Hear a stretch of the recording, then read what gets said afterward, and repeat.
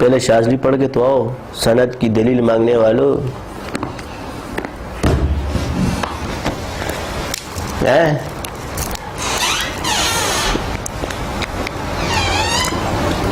مگر ہمارے پاس ظاہری سند بھی موجود ہے، باطنی سند بھی ہے، اور یہ سند وہابی ہے. اس لیے یہ سلسلہ جب مجھ پر کھلا تو نسبت کی برکت سے کھلا، اور میں نے پہلے دلیل دی تھی کہ خلافت برکت ہے، نسبت نہیں.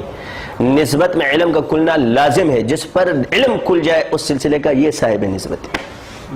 اگر چشت کی نسبت اسے حاصل اس پر چشت کے علوم ضرور کھلیں گے، اور اگر اس کو سہروردیہ کی نسبت حاصل ہے اس پر سہروردیہ کے علوم لازم کھلیں گے، کیونکہ تمام کتابوں کے اندر یہ لکھا گیا کہ عارفین سے یہ باتیں پوشیدہ نہیں.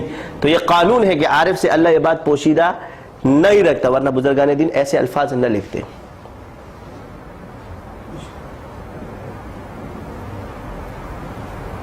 ٹھیک ہے؟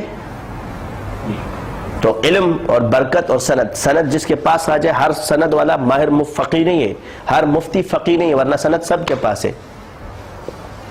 اور ہر صوفی بھی فقی نہیں ہے، ورنہ سند سب کے پاس ہے. جس کو اللہ علم کھول دے، اسرار کھول دے، صاحب نسبت ہے. اور جس پر صرف سند ہے تو یہ سند یافتہ ہے.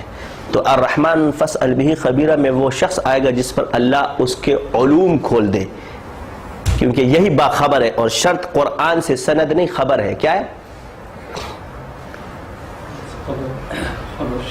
قرآن میں شرط کیا ہے؟ باخبر ہونا ہے یا سند ہونا ہے؟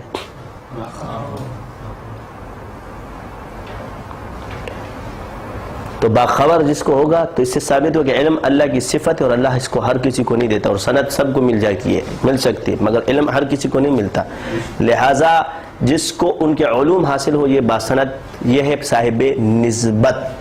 سبحانک اللہم وبحمدک اشہد ان لا الہ الا انت استغفرک واتوب الیک.